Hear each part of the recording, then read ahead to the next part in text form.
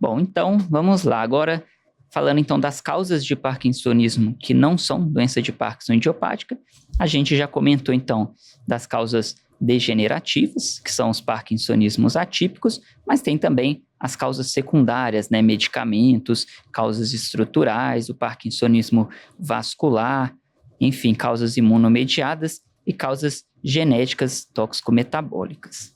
Bom, agora a gente vai falar um pouquinho sobre raciocínio diagnóstico. Então, a gente já adiantou bastante coisa, eu acho, da discussão. Então, a ideia, eu acho que principal, né, apesar da gente estar numa era ali de biomarcadores, a base é essa daqui, né? O quadro clínico, o fenótipo e exames complementares simples, como a ressonância magnética de crânio. E a exclusão, então, de diagnósticos diferenciais. Então, falando um pouquinho sobre exames complementares, queria, já sei que você falasse um pouquinho na prática como que você organiza isso, né? São muitos exames hoje em dia disponíveis, biomarcadores de imagem, biomarcadores, né, em fluidos. A gente pede para todos os casos, como que você seleciona isso na sua prática, vai depender da dúvida. Tenta trazer um pouquinho da sua prática em relação aos exames complementares nesses pacientes com parkinsonismo atípico. Tá. Será que a gente poderia voltar um slide? Mais um. Isso. Eu acho que a gente tem que partir daí. Uhum. Né? Como você falou, a clínica, ela é completamente soberana na investigação de parkinsonismo. Sobretudo porque, sim, a gente está numa era de biomarcadores, mas a gente está bem atrás se a gente for comparar outras doenças neurológicas. Então, se a gente for pensar em esclerose múltipla, se a gente for pensar em doença de Alzheimer, a gente está muito atrás. O nosso diagnóstico ele ainda é clínico, tanto da doença de Parkinson como dos parkinsonismos atípicos. Então, a gente tem que saber muito bem a clínica.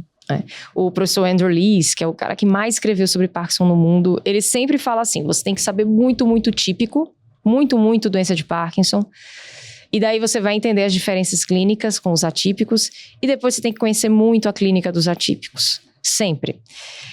E aí, a gente tem que saber que existem diferentes fenótipos dentro dos parkinsonismos atípicos, senão a gente vai deixar passar. E aí a nossa sensibilidade diagnóstica vai ficar muito menor. Algo que é importante da gente saber é que dentro dos atípicos, e aí isso vai contar muito para os biomarcadores, a gente tem dois grupos. As sinucleinopatias e as taupatias. As sinucleinopatias são a atrofia de múltiplos sistemas, que é no mesmo grupo aí da doença de Parkinson, embora a patologia seja diferente, é uma sinucleinopatia. E você tem as taupatias, que é a PSP e a degeneração córtico-basal. As taupatias, elas são difíceis porque elas têm muitos fenótipos diferentes. As sinucleinopatias são um pouco mais simples em relação a isso. Então, se você for ver quais são os fenótipos da atrofia de múltiplos sistemas, a gente tem, sobretudo, a atrofia de múltiplos sistemas na forma P, que é a forma em que predomina o parkinsonismo. Então, em geral, você tem uma síndrome parkinsoniana bilateral que tende a ser simétrica, com muita desautonomia e alguns critérios de suporte. Ela é a forma mais comum no Ocidente, então é a forma que, em geral, a gente vai encontrar mais, mesmo no consultório. E é a forma muito desafiadora com a doença de Parkinson, porque muitos sintomas não motores vão ser parecidos. O paciente vai ter transtorno comportamental do sono REM, ele vai ter, pode ter disfunção erétil como pode ter na doença de Parkinson, vai ter constipação. Então, o fenótipo é parecido. Umas coisas que eu queria chamar a atenção, ainda em diferenciação com a doença de Parkinson, é que a atrofia de múltiplos sistemas dos sintomas não motores não costuma ter hiposmia. Uhum. Então, isso, inclusive, é um critério de exclusão no novo critério. E costuma ter esses sintomas não motores de forma mais precoce, certo? E aí também tem na atrofia de múltiplos sistemas a forma C, que é uma forma em que predomina a ataxia cerebelar. É uma forma mais comum no Oriente, um pouco mais rara no Ocidente, mas cerca de 30% das ataxias cerebelares que a gente vai encontrar no nosso consultório, na nossa prática clínica, são atrofia de múltiplos sistemas. Uhum. Então, diante de um paciente acima de 30 anos, com ataxia cerebelar, a gente tem que considerar a atrofia de múltiplos sistemas.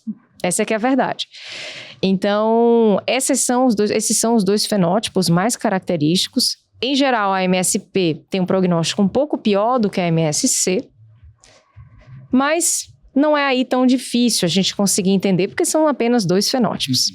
Quando a gente vai para as taupatias, a coisa complica um pouco. Tá? Eu acho importante a gente falar, porque cada vez mais a gente vem vendo que, na verdade, a PSP, muitas vezes, maioria dos casos, ela não costuma se iniciar com a forma clássica. Então, qual que é a forma clássica da PSP?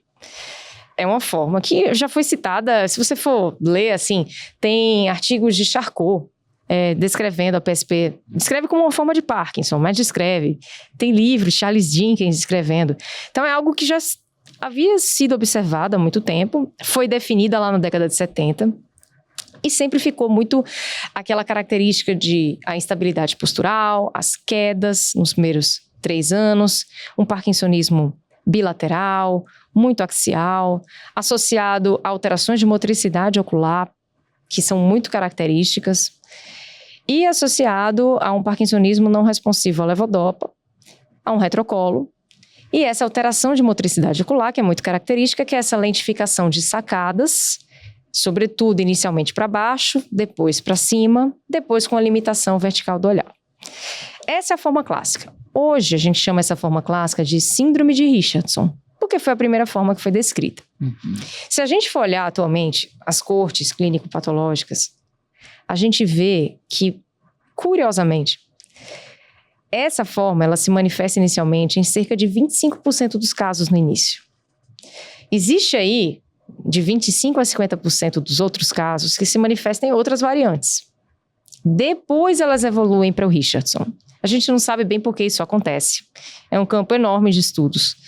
Mas a verdade é que isso acontece e se a gente não conhecer as outras variantes, esses pacientes vão vir para o nosso consultório e a gente não vai diagnosticar. E a PSP é a forma mais comum de parkinsonismo atípico. É rara, mas tem alguns estudos epidemiológicos aí que citam uma prevalência em 18 por 100 mil, ou seja, é uma doença mais comum do que outras doenças que a gente considera de forma mais prevalente.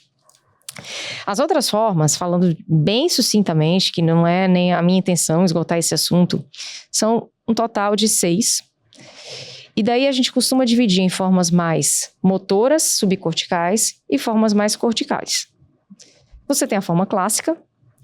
Nas formas subcorticais, você tem a PSP-PGF, que é essa forma que eu citei, de freezing, e você tem a forma PSP-P. A PSP-P, na minha opinião, é o diagnóstico diferencial mais difícil com doença de Parkinson. Porque não tem uma desautonomia, como a gente encontra na AMS, não tem alteração de motricidade ocular da forma clássica da PSP. E não tem queda, muitas vezes, no início. Tem uma sobrevida, que é a maior sobrevida dentre as formas de PSP, é o melhor prognóstico. E é muito difícil da gente diferenciar com Parkinson, sobretudo a forma PIGD. E pode ter uma resposta parcial? Pode, inclusive ser um pouquinho assimétrica, inclusive ter um pouquinho de tremor. Então é bem difícil, e é a segunda forma mais comum de PSP. Então você tem a PSP clássica, as subcorticais, PSP-P, PSP-PGF, e você tem as corticais. Às vezes a PSP se manifesta inicialmente apenas como uma síndrome demencial, e depois passa a apresentar os seus fenótipos, as suas características motores. Dessas formas, a gente tem uma forma que é muito semelhante a uma DFT variante comportamental, que é a forma que a gente chama frontal, mas é igual a uma DFT variante comportamental. A gente tem uma forma que é igual a uma APP agramática, uma afasia primária progressiva agramática, que a gente chama a forma speech language. Aliás, a maioria das APPs agramáticas são ou PSP ou degeneração córtico-basal, no futuro. E, por fim, a gente tem a forma que é a PSP síndrome córtico-basal. Então, você pode ter uma síndrome córtico-basal e que a patologia dela não é degeneração córtico-basal, e sim PSP. E esses são os fenótipos. PSP clássico, PSP-PGF, PSP-P, PSP speech language, PSP frontal e PSP síndrome córtico-basal. Ou seja, a mesma patologia se apresentando com diferentes fenótipos, né? Pelo menos aí 6 fenótipos.